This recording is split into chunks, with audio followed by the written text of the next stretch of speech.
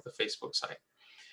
So to get started here, our typical disclaimer slide that we do throw in, so that everyone is aware of the information covered here is our general thoughts, and its investment advice is specific to your discussion with your advisor. So just be mindful of that. So what is for those who are new, I know there's a lot of people who are tuning in. Some people are veterans and have been with us for many years. But for the benefit of those who are kind of learning about ShariaPortfolio, we're a full-service wealth management firm that help Muslims achieve their financial goals while conforming to their personal values. ShariaPortfolio started out in 2003 in Orlando, Lake Mary, Florida, and since then we have been serving clients all over the United States. We're licensed under the SEC. We are also, operational in Canada and serving clients around the world. So, over the years, we have been expanding our services, and alhamdulillah, we're blessed to be able to, offer these services internationally as well through our affiliated companies. We do work with TD Ameritrade as our primary custodian. So the same, protections with FDIC, SIPC as any other brokerage platform offers, we're able to offer the same. We have three main service offerings. Our access level service is where you're able to work one-on-one with an advisor, and it offers you the ability to get customized portfolios, and it's kind of seen as a comprehensive wealth management solution. We also have an express service, which is those who are starting out and want a more robo-advisor feel, and may not necessarily have the minimum for the access is generally about $100,000. The express is $1,000. So it's another way to kind of get your foot into the door. And there are different account types, that you may have heard of. These are just some of the sample ones we've outlined. So that's a brief overview of ShariaPortfolio. Again, for those who are new, my name is Aliredha Walji, and I'm one of the financial advisors with the firm.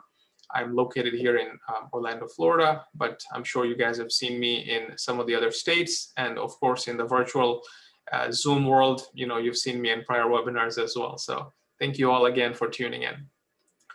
So this slide I put up because I felt it was kind of very relevant to this mindfulness discussion, because oftentimes we will see investors kind of getting excited at the beginning when markets start to go up. They feel that things are heading upwards. Why don't I just enter and buy in? And then all of a sudden, it hits at a certain point, a peak is hit, and we start to notice that the markets present, a downward movement for a short period of time. And during that time frame, certain emotions can kick in, such as anxiety, fear, desperation, panic.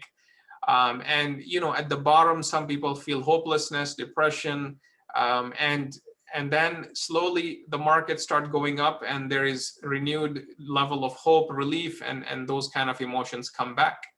The important thing to keep in mind in this roller coaster of a chart that shows all the emotions that we go through is that successful investors, as this chart shows, recognize that when things are so high and everyone is exuberant and there is no consideration for risk, and there's just a perception that everything is just going to go up forever, that's usually a point of maximal risk. Now, nobody can call the market top or bottom exactly, but it's when you can recognize some of those feelings, it can give you a good pause, and see that you're operating in what framework.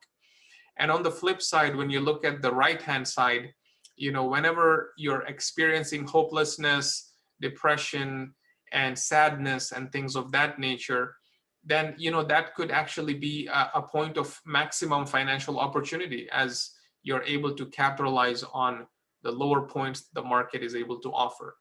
So with that in mind, it is relative, obviously, when you're investing in the market, but it's important to keep in mind that you're not buying high and selling low, and that you're able to kind of take a more rational approach and not let, we're emotional beings at the end of the day, we're human beings, and there is a whole, economics or behavioral sciences that have been examined, because oftentimes we are driven by our emotions.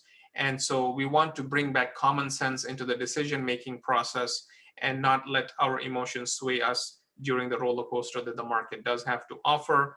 Obviously, if you have a multi asset portfolio across different categories, there is always going to be one or two asset classes that or holdings that are underperforming. And so you're never going to have a straight line with everything. And so instead, it's important to kind of keep your emotions and impulses in check so that you don't end up selling at the wrong moment. And so that's kind of some of the messages that this slide can hopefully help us learn. And it's a lifelong thing. It can apply 30 years ago, and this message is relevant just as it was in the past, as it will be in the next 5 to 10 years, because the market will test us on these things. Another chart I thought was helpful to visualize is the history of the bull and bear markets. And from here, what you can see is that there have been a lot of good points on both sides. Some people are often quick to point out that are we at the top, and some people are often at the point where we are experiencing the world is going to come crashing and burning. But when you look at the data, right, because that filters out the emotion, the data is the data, nobody can deny that. You can see that typically the bull market period lasts about 9 years, and the average cumulative annual return is around 480%. And this is examining the S&P 500 from a period of 1930s all the way till 2018. And similarly, on the flip side, when you look at the bear markets, they typically are much shorter in length. So average time frame, looking at about 1.5 years or so, 1.25 years, with an average cumulative loss of about 41%. So I know, when you look at things in perspective from how this is showing us, you'll be able to realize that, for those who go with the theme of time in the market as opposed to timing the market, will be able to benefit and reap the rewards of what the market has been able to offer us over the historical, based on what the historical data is showing us, as opposed to trying to time the market. So something, again, that's very important and also helpful to visualize here. And more recently, you all recall the 2020 COVID crash, as it has been recognized, commonly, during the peak of February 2020 to the drop that we experienced in March of, the bottom was around March 23rd. It was a drop of 34%. Okay. And in the previous crisis, it took almost 6 years to get back to the high. But the important, the difference in this particular crash and subsequent recovery is that it happened in a span of about 6 months or so, and we were back to the highs thereafter. So as of March 23rd, you can see that from that bottom point, the S&P has come up almost 76%. So another thing to keep in mind is that, yes, markets do go through these dips, and as much as we experience them, even though it's so relevant in our minds, just last year, investors can sometimes have these jitters in their mind and oftentimes kind of question as to whether or not this is sustainable or realistic. But while we're not fortune tellers, I think history, as we've seen in this chart, can show us that if you do stick around, the market does have a way to kind of produce decent returns for the patient investors. And so there are other tips that we can learn from. In our blog, we've highlighted 6 emotional biases. For those who are new to our website, feel free to check out our blog section. There is an article there that talks about emotional biases such as loss aversion, overconfidence, because sometimes when you do feel that things did go well for a certain time frame, you're more likely to hold on to those things or predict that this is going to continue forever. And on the flip side, you downplay the risks sometimes. So I think there are things that you can learn to implement, these self-control biases that we have as well. So some of the tips I learned or I came across that I'll share a couple of them, and then I'm sure Brother Wadud has some amazing pointers that he's going to talk about, is resisting herd psychology, right? Instead of trying to run in one direction because everyone else is doing that. Sometimes you might buy Google stock, hypothetically, I'm just throwing that out there, because everyone else is buying it. And so the question you should first ask yourself is, why am I actually buying Google? Is this a good time to buy the stock? Have I done enough research analysis on this company to understand whether or not this is a good, investment opportunity? So we should try and resist the herd psychology, stop dwelling on the short-term fluctuations, because we've seen that, in the short term, there can be these kind of fluctuations, and instead try and think about, what is my portfolio going to look like in the next 3 to 5 years if I try and allocate based on, what the recommendations are for my risk profile and investment goals. So it's always important to work through that. And if you need help with an advisor kind of coaching you through that process, our team is available to work with you on that. Another tip to keep in mind is, let's say you start now and the market does drop another 5-10% right after a week or so from investing. Do you panic? Or do you see that as, maybe I have, we had, taken a portion of my cash and invested, and maybe this dip is now presenting a time for me to enter and buy a little bit more. Just like when you go shopping for clothes, appliances, and things of that nature, you want to get a good deal.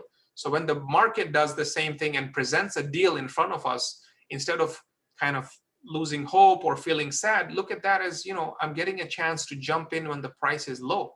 Why don't I take advantage in dollar cost average? So that's another tip that I found.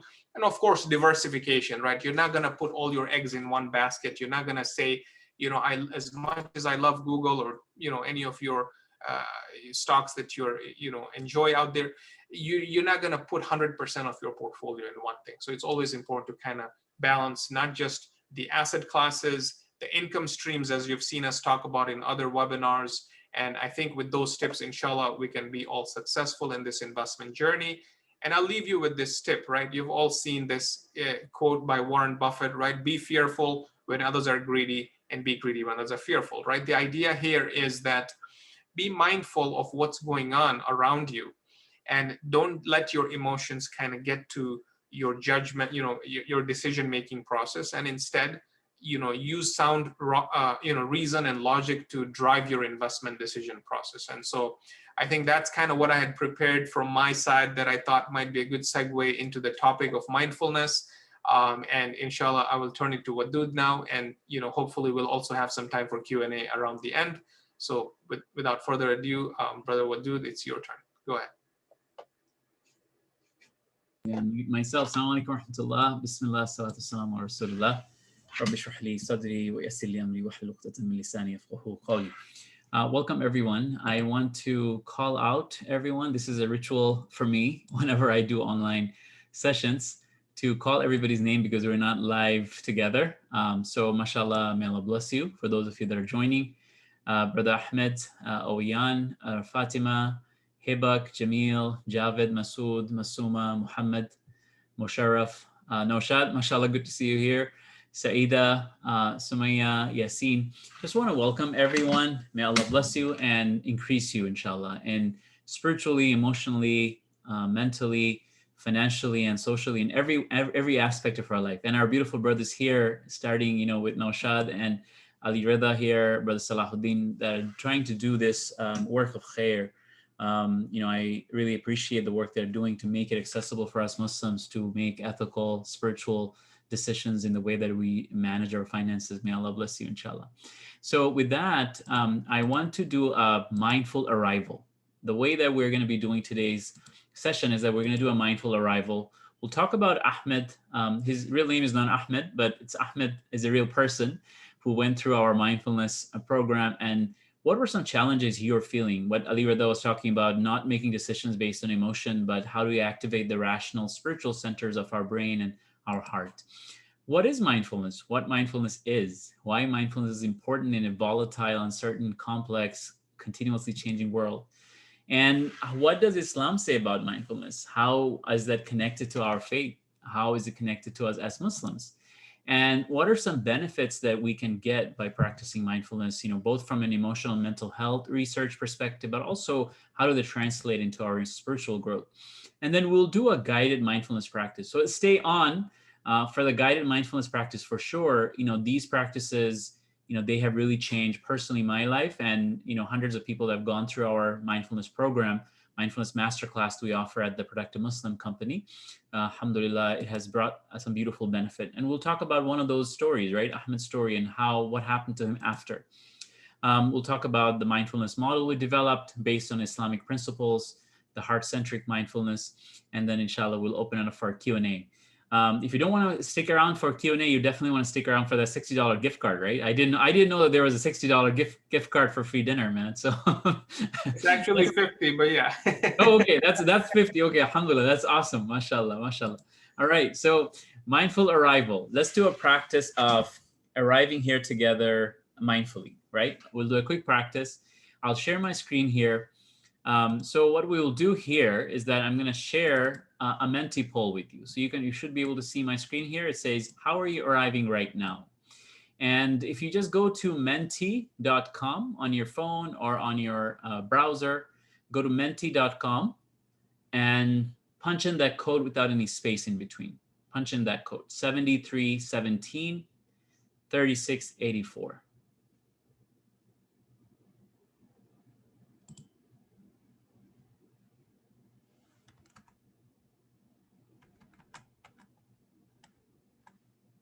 Yeah.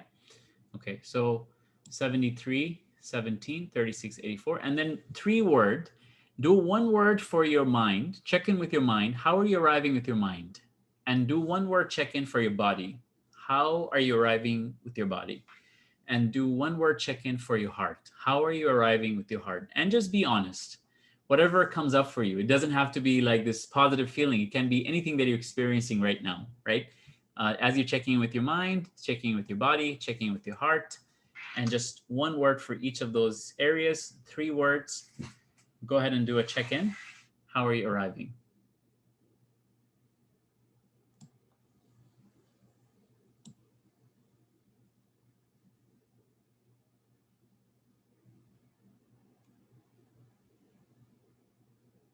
There we are.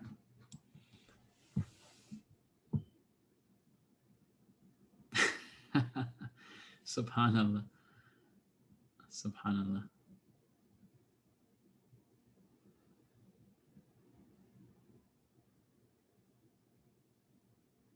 Yeah.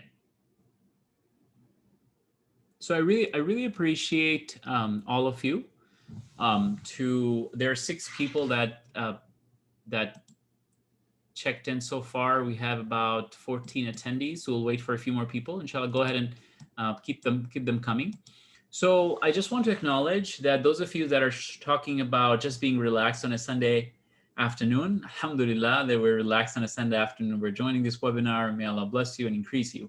But those of you that are showing up with all the other real challenges we all feel as human beings, right? Whether it is stress that you're feeling or you're just feeling weak, you're rushing between one thing and the other. And then when you mentioned multitasking, about going from one thing to the other, right? Our brains can't really multitask. Our brains are not made for multitasking, you know. What the brain does is that it really does unitasking, but what it does is it's really fast. It moves from one task to the other and keeps coming back and forth. So multitasking actually wears you out, but we'll talk more about that later. But I just want to acknowledge all of the real challenges that we're facing here, right? In terms of when you're talking about worried, or you're talking about feeling rushed, feeling worried and anxious, any other challenges that you're talking about, I'm really thankful that you're checking in. And those of you that are just curious, interested, mashallah, may Allah increase you. Those of you that are feeling relaxed, may Allah increase you. But I just want to tell you that all of these are valid emotions that we all feel. And what happens is that a lot of times we live our life on autopilot where we don't know that we're feeling these things. You know, we're just going from one thing to the other, and I haven't checked in, like, how am I feeling my body? Or I haven't checked in and figured out how am I feeling in my mind? Or I haven't checked in my heart, like what values or intentions do I feel in my heart? You know, and this is exactly what Brother Aliredha was talking about, that if we invest, for example, on autopilot, right? We just get carried away by our emotion and not rationally, not spiritually, then those are some pitholes we want to avoid. As Muslims, not just for in the investment world, but as Muslims, professionally, personally, spiritually, we want to make sure that we check in. We check in and we have this awareness of how am I feeling right now? Where is that response coming from? When I get carried away, where is that coming from? What is actually in my mind? What am I actually feeling in my heart? So I just want to thank you all for doing this exercise with me. to do this mindful arrival of just being aware of how are you feeling in your mind, body, and heart right now. This awareness is the foundation. This awareness is the foundation for you to build on. Once, if you're not aware, that you can't build on anything, right? So that awareness is the first step. All right. So we're going to talk about Ahmed's story. Some of the challenges that he was feeling before he showed up for a 2 days mindfulness program we did here in Dallas. What are some challenges he was feeling? He was saying that he was getting carried away. He was getting carried away. And he felt that a lot of times when he was getting carried away, or he was responding too fast, or he was getting upset, he was not at his best emotional and spiritual self. He felt that it came from a deep insecurity and a sense of defensiveness from within, trying to prove something about himself. And this manifestation of self-doubt that came through for him through anger and less than ideal ways of responding. And he started having conflicts at work, and he was a beautiful brother, and he was grounded. He was grounded spiritually, but for some reason, this busy, distracted life, he was feeling that he was getting carried away. He was not able to act with his best self. And it started showing up on his marriage, started showing up at home. And he showed up for the 2 days of mindfulness workshop we did in Dallas. And we want to talk to you about how he joined that program. It was a neuroscience-based program. Then he joined our Islamic mindfulness program. And then he's taking a masterclass with me right now during Ramadan, 3rd time. And why has he done that? And what has it done for him? So we'll talk about that story. But let's talk about what mindfulness is. What mindfulness is, right? So what mindfulness is. Really importantly, this research that we're going to talk about, 2 psychologists from Harvard, Daniel Gilbert and Matthew Killingsworth, these 2 psychologists from Harvard, they did a study and they found that a good percentage of the time, our minds are not in the present moment. Like our bodies are here right now. Those of you that are joining us for this webinar, our bodies are here, but our mind is somewhere else.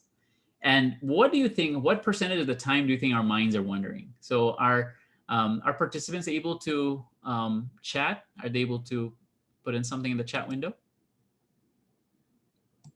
Yes, they can chat and put in any comments in the chat box. So what percentage of the time, just for the sake of checking in here, what percentage of the time do you think our minds are wandering?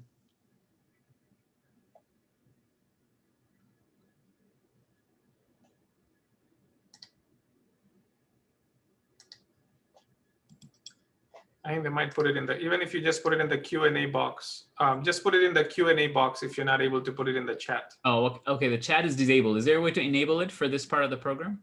Can we see? Yeah, Salahuddin, if you can enable, great. If not, just put it in the Q&A. Right now, I'm getting 90%, 65, 85. Oh, they're there. Okay. All right. I see it now in the Q&A. Okay. So 90% of the time. Okay. Wow. 65% of the time, 85%, 60%, 40%. Naushad, 50%, mashallah. So now, the 95%, right? I always have someone that is like 110%, 110% of the time, my mind is wandering, right? So, mashallah. So, Naushad, you're the closest. So, alhamdulillah, the study, it's a really amazing study about mind wandering. This study was done on about 2,200 people, and they were monitored. And they found, these two psychologists at Harvard, they found that about 47% of the time, about 50% of the time, our minds are wandering and it's not in the current present moment, right? And what this means is that we're living half of our awake life.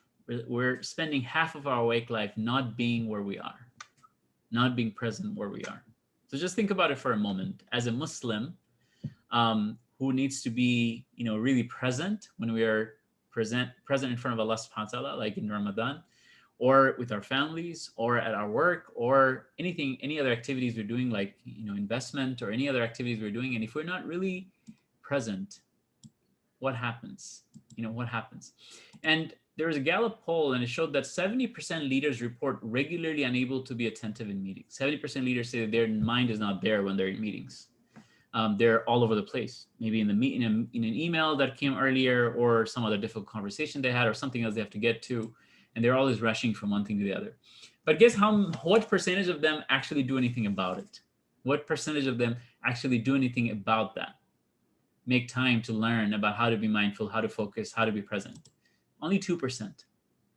So I want to congratulate ShariaPortfolio to host this really important webinar to try to build the skills, right? This is just a journey, but there's so much work that needs to be done. As a human race, we need so much work because we're distracted all the time. 150 times a day on average, we're checking our electronics a day, you know?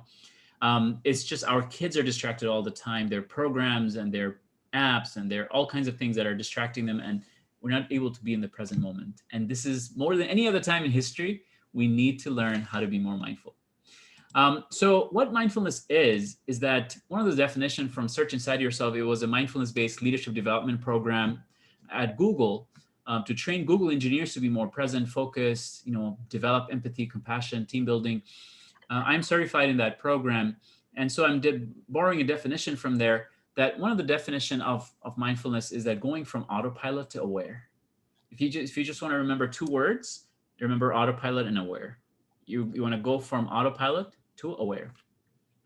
And then focusing on the present moment, with purpose and no judgment. This is from Dr. John Kabat-Zinn.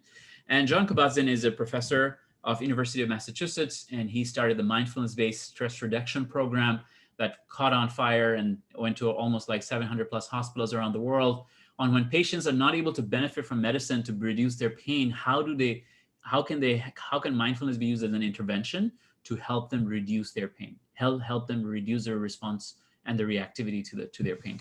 It's an amazing program. So his definition is that focusing on the present moment with purpose and with no judgment. And another definition, which is, used in the mainstream, is the not getting carried away. Like something happens to me and I respond right away. Something happens in the market and I respond right away, or something happens to me professionally or personally, I respond right away. So this space, there's no space between the stimuli and my response. There's no space. I get carried away right away. And so this mindfulness teaches us to have that space. It gives us this opportunity to not get carried away. And it's based on the premise that, before, like just a few decades ago, people thought that the adult brain cannot really change significantly. Just a few decades ago, people thought once we develop as adults and we've reached a certain point, then our brain is fully developed and we cannot really change it. But that is completely changed with the neuroscience research in the last, few decades that shows that neuroplasticity is our ability that what we do, what we practice, how we think, what we, pay attention to and practice on a regular basis, it changes the functionality of the brain. What does the functionality of the brain mean? That I can train my brain to be more calm and more present. I can train my brain to focus on the more positive things in my life and build gratitude, right? But not just functionality. What neuroplasticity is that they showed that our brain not just changes functionally, but also can change structurally, meaning that we can literally change the way the brain is formed, meaning that we can create new neural pathways in our brain. We actually can neurons that will fire together and they will wire together and create new neural pathway as we're building new habits, as we're bringing ourselves to become more mindful. So mindfulness is not something like, oh, I'm not really a mindful person, so I can never be mindful.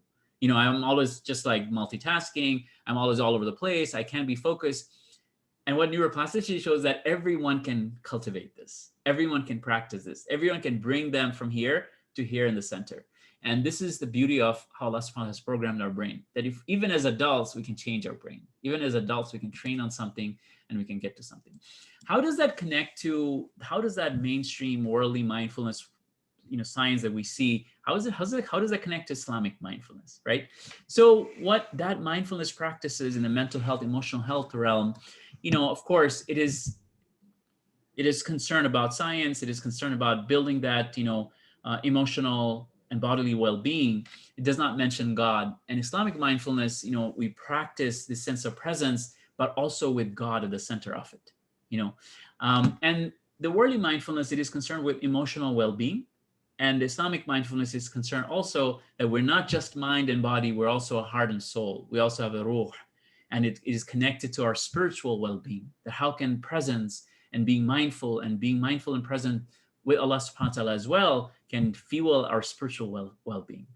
And worldly mindfulness is designed to cultivate the mind, right? You strengthen your mind, you develop focus in your mind. Salesforce to Facebook to all these, big companies and their CEOs going for these mindfulness retreats. Why? To have this sense of, you know, training their mind, cultivating their mind, getting to their optimal self in terms of their decision making and focus and flow. And we're learning to do that not just with our mind, but also through our heart, also through our soul. And so this is worldly mindfulness is the foundation to build emotional intelligence. And Islamically, that, Islamic mindfulness, hudur al-qalb, presence of heart, as Imam Ghazali and other beautiful scholars have taught us, is a foundation for spiritual intelligence, spiritual excellence, like ihsan. What is ihsan? As the Prophet ﷺ was asked, he said it is worship God as if you can see him. You're really present with him, as if you witness him. You're mindful of God. So Islamic mindfulness is to cultivate that sense of ihsan, spiritual excellence and spiritual presence. So we developed this framework of Islamic mindfulness for our mindfulness masterclass that we teach at The Productive Muslim. If you want to check out our work, we'll share more about that. So we talk about the lower self, us human beings, how our ego or our lower self, it is influenced by the shaitan or the ego, and how that takes us away to this continuously changing world, the temptations and distractions of the world, right? That we have worldly distractions, worldly temptations that pull us down to our lower self. And then how do we get back from that, that going down to being distracted, uncertain, away to our center, to finding our path, to finding our awareness, going from that autopilot that takes us away from the right path to coming back to the center. And that starts with awareness, noticing. Remember how we did a mindful arrival check-in today? 1 word for your mind, 1 word for your body, and 1 word for your heart. That awareness is the first step. That first we notice, this is where people, this can also be said that someone Islamically as a Muslim, when somebody's completely lost, they are aware that I'm lost, It's like you're going somewhere on a highway and someone says, no, I'm going the right way. And you're like, no, you're completely on the wrong way. We're going somewhere else. You need to make a U-turn. And this person would not believe, we all have a friend or a relative. They always know how to get to places, right, in the most accurate way, right? And then you cannot convince them this is not the right way, and they're like, no. And so as long as you don't acknowledge that you are lost, you're not going to be able to come back. So that knowing that I have been distracted, knowing that my mind is always distracted, is the first step. That awareness is the first step, and then you reorient your attention. And Islamically, we reorient your attention first and foremost around God, mindfulness of God. That's what centers us to make ourselves the best in spiritually, but also in every other realm in our life, personally, professionally, in every other realm. Everything is fueled by that mindfulness of God. And that mindfulness of God, as we are coming back to the presence, coming back to the presence of God, we learn to cultivate that by practicing presence, practicing, and it is done through many different activities that we're given, right? Whether it's athkar, or whether it's in our salah, whether it's just a formal practice of mindfulness or muraqabah, which we will practice today in this session.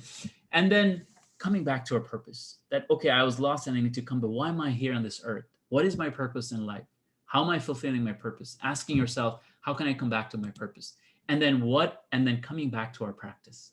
What does God, what does the Prophet want from me in this very moment? And every moment asking, how can I come back to presence? How can I come back to purpose and practice?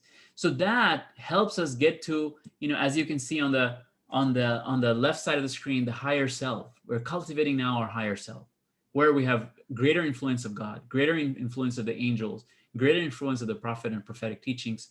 And that helps us get to that state of ihsan, the state of spiritual presence, spiritual excellence, right? Which is the presence of God. Worship God as if you see him. Do everything in your life as even if you're having conversation with your wife, or you're going to work, everything is fueled by that ihsan.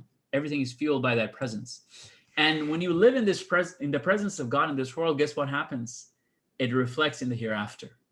Inshallah, as we are, we're not tempted by trying to make fast money and doing things that are not ethical, right? Doing things that are not according to the pleasure of Allah subhanahu wa ta'ala, and we come back to doing things that are within the pleasure of Allah subhanahu wa ta'ala. What ShariaPortfolio is doing. When we live in the presence of God, inshallah, it reflects in the hereafter. That we are also in the eternal pleasure and proximity and presence of Allah and His Messenger in the hereafter. You live in this world with ihsan, with presence, you can live in the hereafter also with ihsan, with presence, inshallah. So that's our framework in a very, very short, because our time is very short. It's just in 1 hour webinar. So, we go a lot deeper into that framework. We talk about how that framework applies to us. We do breakout rooms, and many of the work, we have almost 20 hours of, content and practice that we do in our masterclass.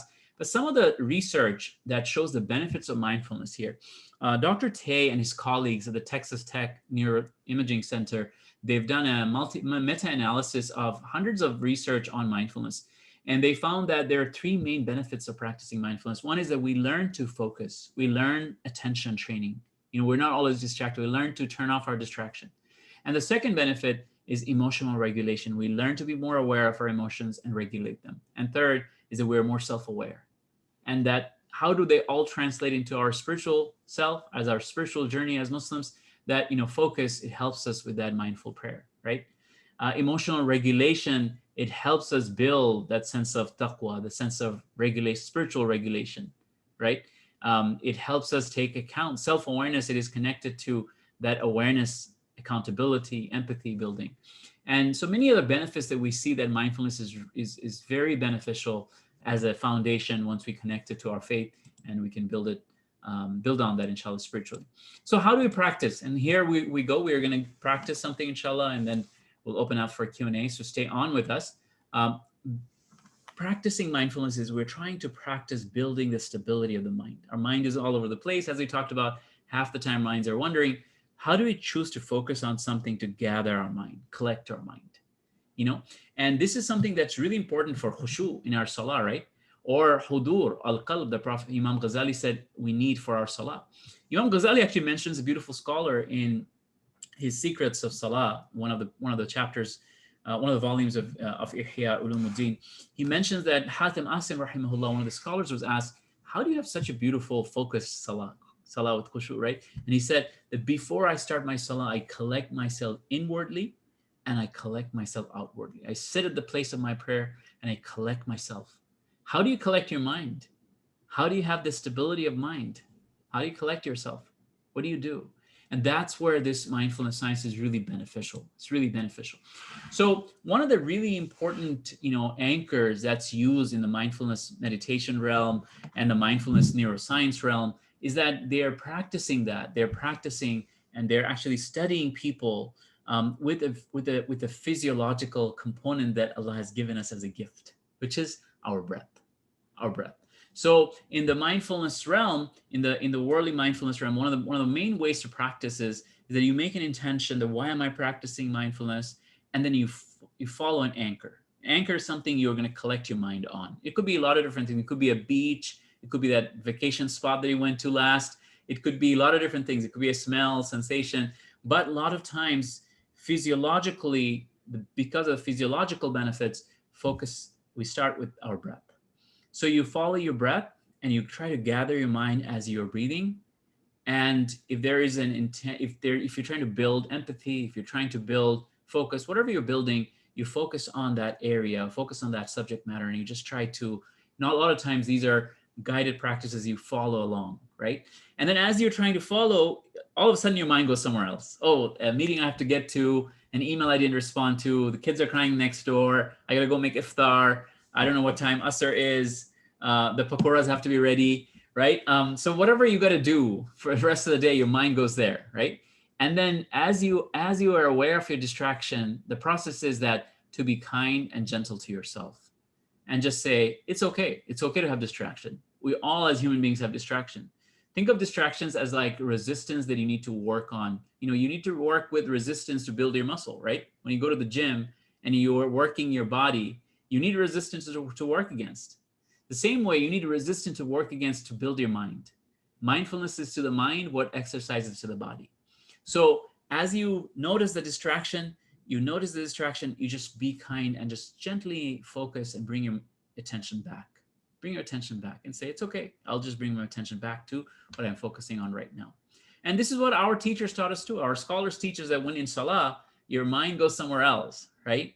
Instead of beating yourself up like, man, I'm never going to be able to focus. I never remember how many rakahs. And if you start having this discussion with yourself, you're going to be even more distracted with those thoughts. Rather, just kindly and gently bring your mind back. and focus on what you need to focus on. That Allah subhanahu wa ta'ala is watching me, is responding back to me. So the same thing, the mindfulness practice is about that attitude of kindness and openness. Do it with the open mind, curious mind, and then bring it back and then refocus and see, hey, can I practice to collect my mind just for a few minutes on my breath for 3 minutes and just be silent? And guess what it does? It activates your parasympathetic system in your brain. It regulates the emotional center of the brain, activates the rational center of the brain. It gives you perspective, and it helps you slowly practice and create these new neural pathways in your brain to slowly become more mindful with continuous practice. So does a spiritual meditation or a mindfulness practice looks like? Very similar. You focus on Allah subhanahu wa ta'ala. As we have studied Imam Ghazali's model, Ibn Ata'Allah's rahimahullah's model, Imam Muhasibi's model, you focus on the name of Allah, you focus on remembrance of Allah, greatness of Allah. There are many different things you focus on. You can think about things your blessings, you can think about the hereafter, various topics that you can take to focus and reflect on. And there are various forms, right? There's tafakkur, which is contemplation, tadabbur, which is your reflection on the Quran. There's tawassum, which is reflecting on the nature. There's muraqabah, where you're really meditating and training yourself, right? There are many different forms in Islam, many different forms that comes in the Quran and the Sunnah and in the teachings of our scholars. So, for example, one of the practices that we will do today is Yes Salam. Okay, Yes Salam. And right after this practice, inshallah, we'll wrap up. So stay on for this practice. Yes Salam. We're just focused on this name of Allah, Yes Salam. And we're trying to return to that Yes Salam, the source of all peace, Allah. And we're visualizing that peace. We're trying to bring this positive emotions of hope. And then all of a sudden our mind gets distracted and we're somewhere else. And then as soon as you notice the distraction, just kindly bring it back to, again, the name of Allah. Ya Salam, Ya Salam. And then you bring back and you just focus on that mindfulness practice. And you do it for 5-10 minutes. Imam Ghazali actually teaches us that every day take some time out where you even quiet your inner voice and just be in the presence of Allah without having to move your tongue. Can your heart be in the presence of God just for a few minutes? So the scholars used to actually practice mindfulness to train themselves so that by the time you pray, by the time you're having a conversation, by the time you're doing your work, your mind is primed. You've practiced it, right? So we'll get into practice, and inshallah, we'll see how you feel.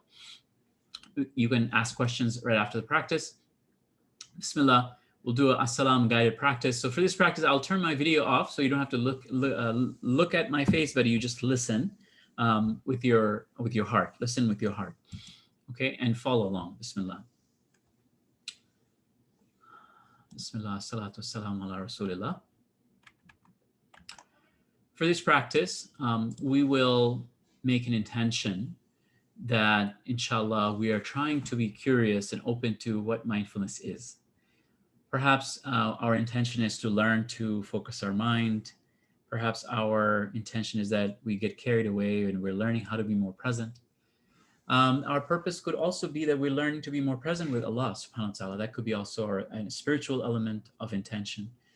And a beautiful thing about As-Salam meditations that Allah subhanahu wa ta'ala says in the Quran, وَلِلَّهِ الْأَسْمَاءُ الْحُسْنَى فَادْعُوهُ بِهَا. That to Allah belongs beautiful names, so seek Allah, ask Allah through the beautiful names. So we are also learning to be present with Allah with one of His beautiful names. Before we practice, we are going to try to do get into a mindful posture. There has been research on focus, mental, emotional well-being, and posture. How do we sit in a mindful manner? And it is very similar to how our scholars have taught us when we're actually, sitting down at tahiyat, facing the qibla. So I'll ask you, if you're sitting on a chair, to just lean back on your chair to give yourself some support in your lower back. And then lengthen your spine to bring this sense of alertness in your upper body. So you have this sense of relaxation in your lower body, yet you have this sense of alertness in your upper body. So this optimal position between being relaxed yet alert. And softening your shoulders just to bring this sense of ease. And then placing your hands on your thighs, feeling the fabric with your hand, just grounding yourself in this moment. Bringing your mind into this place you're sitting. gathering your mind in this place together. Feeling your feet on the floor, lowering your gaze, perhaps even closing your eyes and looking inward in our heart. Instead of looking outward, we're looking inward in our heart. For this practice, we'll bring a sense of presence and awareness and remembrance of Allah, remembrance of God in our heart. Okay, all right. So Imam al-Muhasibi, he taught us something very interesting. He said that sometimes when you get quiet, even then our inner voice is speaking to us. And we have all these different thoughts that are passing through. So even quieting our inner voice, just telling our inner voice that hold on to your thoughts and to whatever you want to say just for a minute, and I'm just going to learn to practice presence. How do I be present? Be curious and do not judge yourself, and let's do this together, okay? Bismillah. Let's start by taking a deep breath together and a long breath out.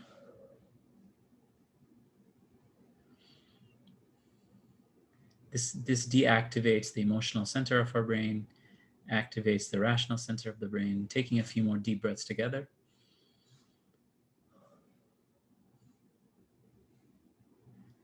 But spiritually also bringing a sense of remembrance of Allah in our heart as we breathe.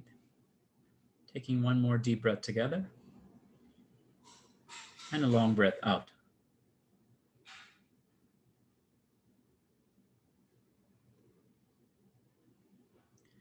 Letting the breath find its normal rhythm, not having to lengthen or shorten the breath, just focusing on the breath for a moment. Dawood alayhi salam asked Allah in Tafsir Qurtubi, Allah, show me your blessing. Allah subhanahu wa ta'ala asked Dawood alayhi salam to take a breath. And as Dawood alayhi salam took a breath, Allah subhanahu wa ta'ala said that every breath is my blessing. So having that awareness. Where is the breath most alive for you in your body? Do you feel the breath around your nostrils? Placing your hand there and just seeing if you can feel your breath. Feel your breath on your chest. Perhaps you feel your breath on your abs.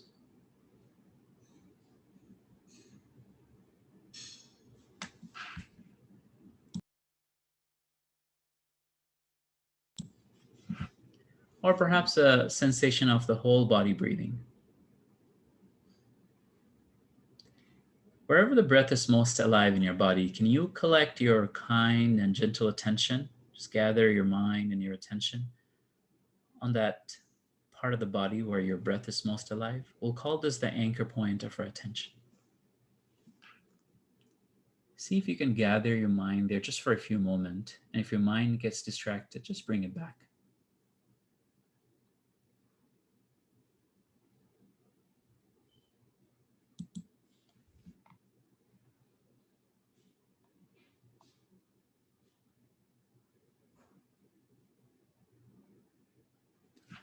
Now we'll bring our mind to a new anchor. We'll change and shift from our breath to the name of Allah, As-Salam.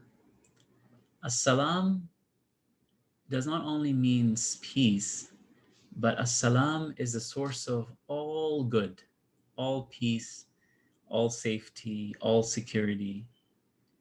And As-Salam is the absence of all harm, all evil. Subhanallah, Allah is As-Salam. So remembering Allah, Allah says, وَلِلَّهِ الْأَسْمَاءُ الْحُسْنَى فَادْعُوهُ بِهَا. So we'll remember Him through this name, Ya Salam. It's just for a few moments, saying Ya Salam.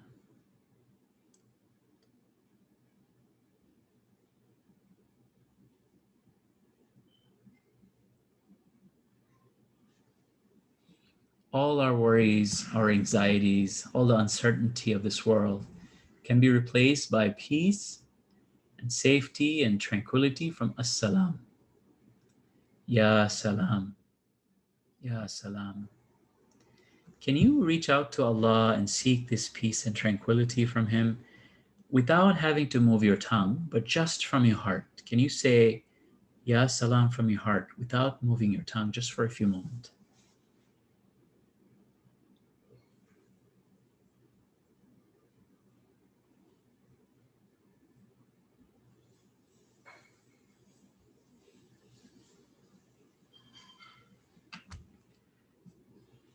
Bring to your heart this sense of peace in your heart, visualizing the peace of Allah descending upon you as you remember Him. How does it feel to visualize the peace and tranquility, safety and security descending upon your heart? How does it feel?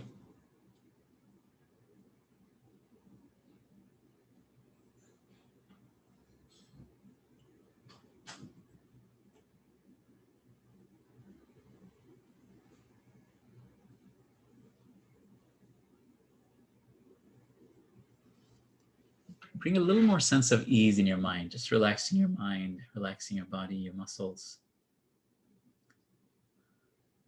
Visualize this peace of Allah emanating from your heart and transferring and going and moving to all parts of your body.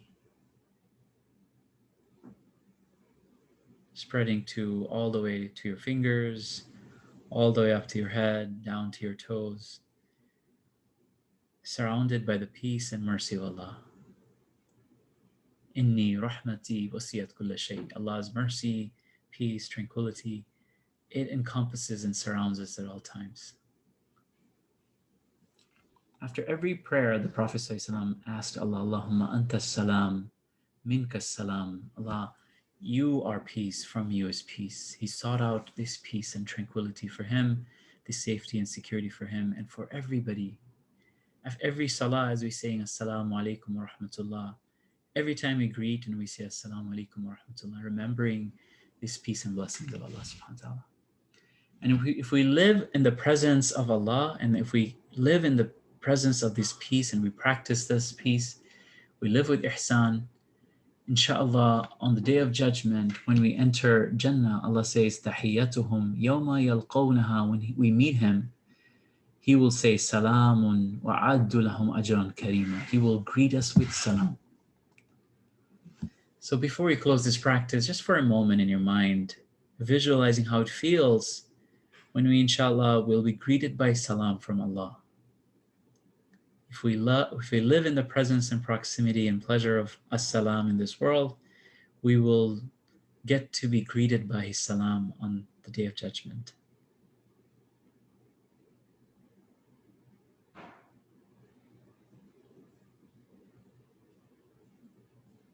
As we learn from our Prophet that God deals with His servant according to His expectation, bringing the sense of expectation that I expect through your mercy, O God, that I'll be among those people that will be greeted by as-salam, expecting that peace and blessings from God in this world and the hereafter. Just bringing your heart to reflect on that just for a moment.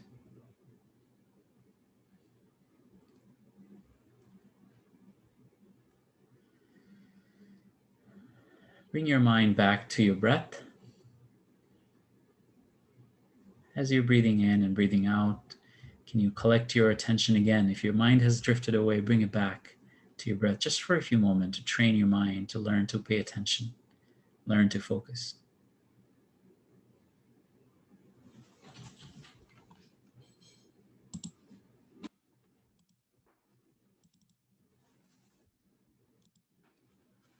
Muhammad. Welcoming everyone back. Inshallah, you can move around a little bit if you're sitting for a while. Come back to the room. And we'll do a quick poll. How did that feel? How do you feel now? You did a mindful arrival practice today, and you shared with us how you were feeling when you arrived. So we'll do a quick practice here, a quick check-in here on how do you feel now. So 1 second, share my screen, go to menti.com, and how do you feel now after this mindfulness practice? One word check-in for your mind, one word check-in for your body, and one word check-in for your heart. Okay, one word for your mind, body, and heart. Same code, 7317 3684.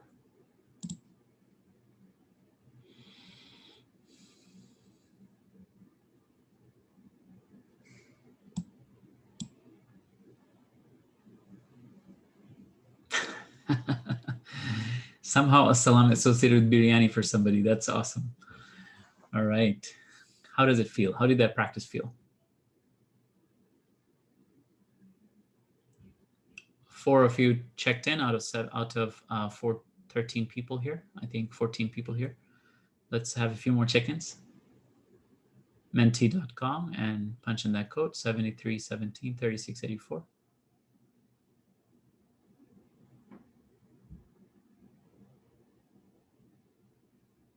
Anything else came up for you?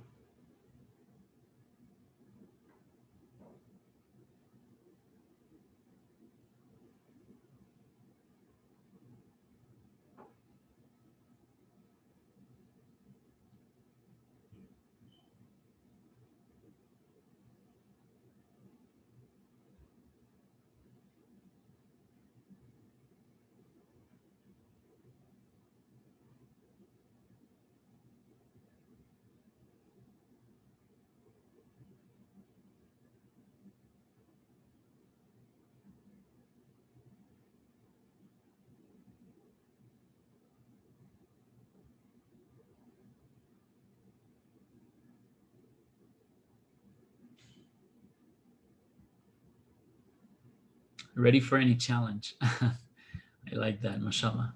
I like that. So as we can see here, for those of you that need difficult, sometimes when you're aware, when you're practicing awareness, difficult emotions that were inside you might surface, and that's okay. Just move away, just be aware and just say it's okay. You know, we all feel and experience those emotions. We have an entire course we teach on how to not get carried away by those difficult emotions. We don't have time maybe right now, but overall, we see a big shift here from how you arrived to how we are feeling here. And I just wanted to show you that within 10 minutes, we can actually shift the way we are and our mind is and our heart is. We can center our heart spiritually. You can center our mind emotionally by practicing mindfulness. So mindfulness can be a really important tool. But would the benefit last? Would the benefit last? Not just with one practice. It'll last when you're continuously practicing it, even just for a few minutes. One of the Harvard studies shows that if we practice it maybe for about 20 minutes, get up to that level on a day, to have real change in our brain in the long term. But even starting with 5 minutes, starting with 10 minutes, and just sitting down and practicing that silence, practicing a few deep breaths, practicing dhikr of Allah, but being really present. So this Ramadan, لَعَلَّكُمْ تَتَّقُونَ, that fasting was prescribed so that you become more mindful of God, you become more present with God. Just the last 10 nights, instead of just focusing on quantity, how many rakahs, how many pages, how many subhanallahs, also let's focus on the quality, that how can we be really present and our heart can really be present as we're doing everything we're doing the last 10 nights, inshallah. So this last 10 nights is a beautiful time to practice. For those of you that any challenge came up, it's okay to have those challenges. We are human beings and we have these challenges. And inshallah, we make dua for each other as well. So for the sake of time, I have to wrap up. I just want to share with you that I teach this heart model of mindfulness at Productive Muslim. In the chat window, let me see if I can see the chat window, all panelists and attendees. I will share my work here. If you want to check out what the heart model of mindfulness is, it's a Quranic framework on practicing and cultivating mindfulness from an Islamic perspective. It integrates neuroscience, but it talks more about bringing the prophetic practice and practice of beautiful scholars as they have taught us mindfulness. And what happened to Ahmed after he went through this program, right? That before he was getting carried away and now he's focusing on that presence, with his breathing, with the dhikr. He was telling me one time that, like before I was getting carried away in myself, now I just take a few deep breaths and just refocus myself in my salah. Deep insecurity and defensiveness. Now he sits and he processes where that defensiveness is coming from. He reflects and he tries to become more aware. He tries to understand where it's coming from. Manifestation of self-doubt, and now he has learned the entire one entire module we do in mindfulness practice is compassion, that how to go from self-doubt or emotional difficulties to compassion. And he's more confident at work. He is, mashallah, his relationship at work, at home has become better, and he's even practicing some of these mindfulness practice, some of the audio practices we do in our course with his son, with his family as well. What you practice grows stronger. What you practice grows stronger. Like the Prophet said, that the most beloved to Allah is small actions that are small but consistent, and that helps change the shape and the form, functionality, the structure of our brain. It cultivates our heart. And with that, inshallah, I will end here with the Q&A, inshallah, and any questions. May Allah bless you. Thank you for staying. I think pretty much everyone stayed till the end, so we really appreciate it. Aliredha, I know you had an announcement for the gift card, and I can also take any questions. So feel free to write your questions in the Q&A box, and I'll take it from there while Aliredha is making the announcement, inshallah.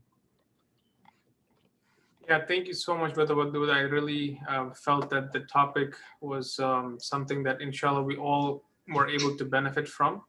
But if there's any questions, this is generally a type of topic I wouldn't imagine questions more, usually when we're talking about other topics, questions do come up, but it would be interesting to see what, if people do have any at this stage, because I think a lot of it is just take home message for us to kind of take some of these tools and just practice, little things and see the benefit in your personal life, in your work life. Definitely mindfulness can have a tremendous benefit in the investment world. Also, I know some people might kind of have this question, but after seeing what he has presented and what I kind of talked about earlier, kind of presenting and centering yourself and thinking about why you're choosing a specific course of action with any decision that you're about to make, I think it can make make you kind of follow a smarter path, a path that is filled with logic and reason and not get carried away with any emotion. So hopefully that is beneficial. I do see some questions coming in. If someone is interested in incorporating meditation in their daily practice, is there a time of day that meditation is better? Any tips there, Wadud? Yeah. So there is no specific time, but it depends on when you're able to fit it in without distraction, right? So for a lot of us parents, it's either like that time before Fajr, after Fajr, or maybe after Isha when the kids are asleep, right?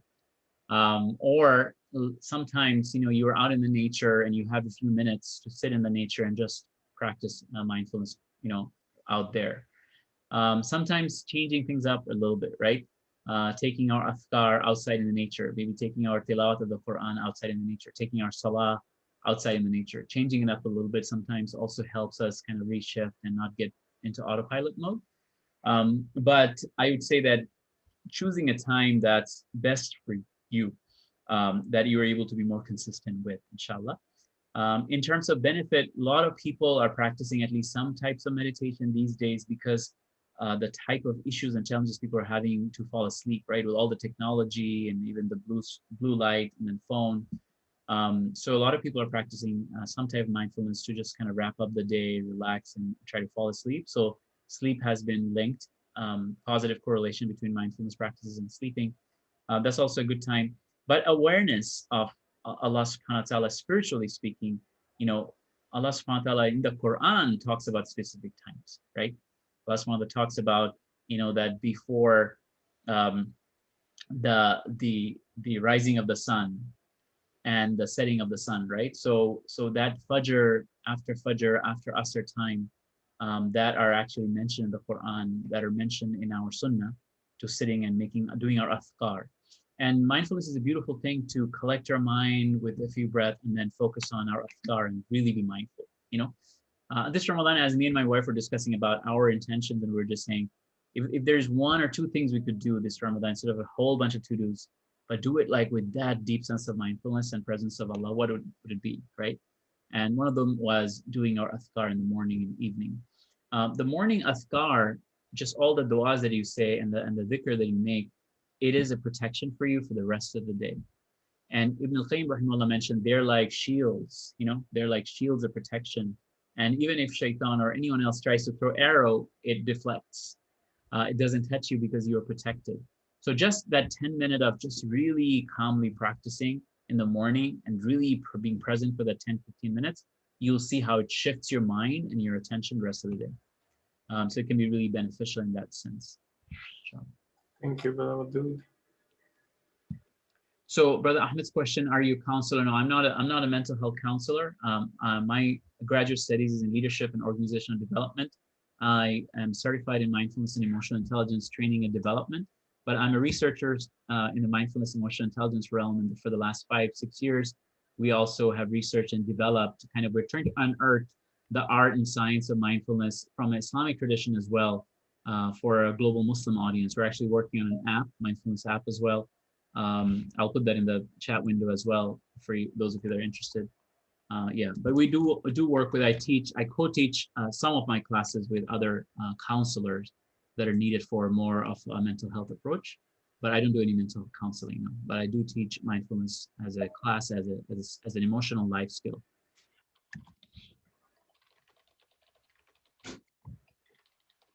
Feel free to take any questions from the list, Brother Wadud.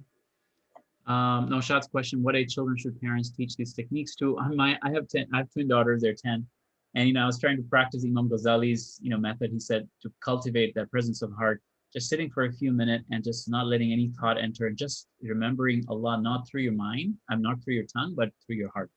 So a lot of times we say Subhanallah, Subhanallah, Subhanallah, and we're making dhikr, but our mind is all over the place, and we're just only repeating it, like chanting it, right?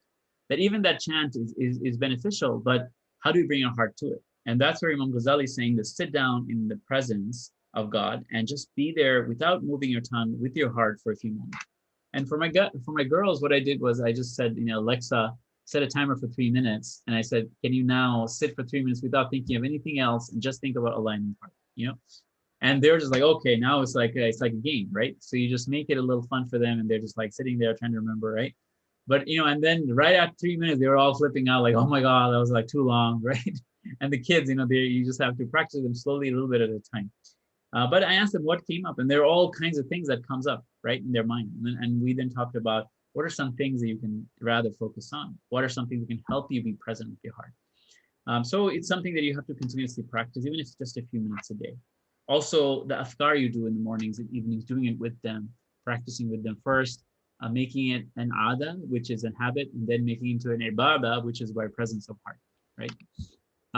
Fatima's question here about, in terms of creating a space between stimuli and response, is there anything we can do beside sometimes that doesn't feel like enough? Yeah.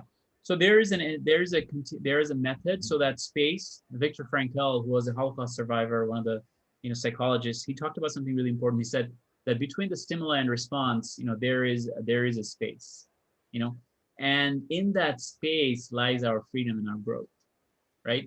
So if we can make that space, like Jabir radiallahu anhu said, the Prophet was silent for long periods of time. And that silence of the Prophet, it cultivated that deep sense of presence and mindfulness. That no one can be more perfect than the Prophet, right? Like when that Bedouin came and pulled his shawl and it made a mark on his shoulder and he was, jerked, right? What would happen with most of us? We would get very upset or angry, right? We would have an anger response without even knowing, automatically. But this is beautiful. It's amazing. Like the hadith mentions that by the time the Prophet he looked back to the Bedouin who did that, he was smiling. So like he could, like at a micro level, he could regulate his emotion at a micro level, like this deep presence with God, right? This deep awareness of emotions. So we can lengthen that pause by taking just a few deep breaths, like Fatima, you're mentioning. The few deep breaths, it activates the parasympathetic system. It helps you calm down. The sacred pause. In our mindfulness master, we call it the prophetic pause. Just taking a few deep breaths and have that prophetic pause. You don't have to respond right away. And then you start thinking about, noticing the emotion in your body, reflecting on where the other person's coming from, and then crafting a response. What response would actually bring a positive outcome? So it's an entire method and a practice that we do in our class. But, I think just taking some time and not responding right away is the best thing. And sometimes if you need more help, sitting down and even journaling, writing down your response, and even visualizing in your mind, like, what would the prophetic response be? What would the prophetic response be? and then visualizing that, and then thinking about when I'm ready for that. Maybe you're not ready for that type of response that same day, but you're ready for it maybe next day. When you're giving yourself some time. So I hope that was a beneficial. Yeah, but I would bring the heart and soul into it. What's missing in modern psychology is, the modern psychology I say in my master classes is lonely without God. Psychology is lonely without God. We're talking about mental, emotional well-being, but we're trying to cultivate all of that in a void. So when you're even investing, right? When you're investing, and Aliredha is talking about emotional well-being, or that not just making an emotional decision, but from a rational point. It's not just your mind. Bring your heart to it. Bring your soul to it. Bring your presence of God into it in everything you do. Saying Bismillah, bringing the heart and soul into our practice. The presence of mind, but presence of heart as well for us Muslims, inshallah. All right, for the sake of time, I will end here, inshallah. Hopefully, if we have more practices or more emotional regulation webinars in the future, we'll go more deeper into those. I'll give it over to Aliredha, you, inshallah, for the announcement. Jazakallah khair for having me. Thank you for having me. Thank you so much, Brother Wadud. We do really appreciate, and hopefully people can take away something for their practices after this session, and kind of implement some tips throughout their lives, not just on a personal side, but hopefully also any of our investors who were able to tune in, just kind of being mindful of the fact that everything that you're doing is kind of God-centered, and kind of looking to please and get his pleasure in every activity that you do. And I think that can kind of have a paradigm shift in your mind, inshallah. So we do appreciate that. So at the end of this, one thing I will mention is, for those who want to reach out to us, I didn't want to put out a contact slide, but you all know how to reach us: info@ShariaPortfolio.com, or if we have the coolest phone number out there with 888 halal stocks. Hopefully everyone can remember that. And Brother Wadud, also his contact, he did share in the chat. So if you ever want to reach out to him or his organization and the work that he's done, he will be available, and you can also reach out to us and we can share that with you. So to wrap up, we do have our drawing that was done, and Brother Musharraf Ali has been chosen as the recipient of tonight's gift card, $50, inshallah. Salahuddin, our marketing manager, will reach out to you with more details on that. And if you find this content helpful, please do subscribe to our newsletter. We do have, different topics that we will be doing, inshallah, in the near future as well. And for any past recordings, feel free to visit our website under the media section, and you can access. I know it's still Ramadan. If you missed any of our last one was on zakat, that is another relevant topic for this time. Feel free to check it out. With that, thank you so much. And please stay safe. Keep us in your du'as in this last 10 nights, and we'll do the same as well.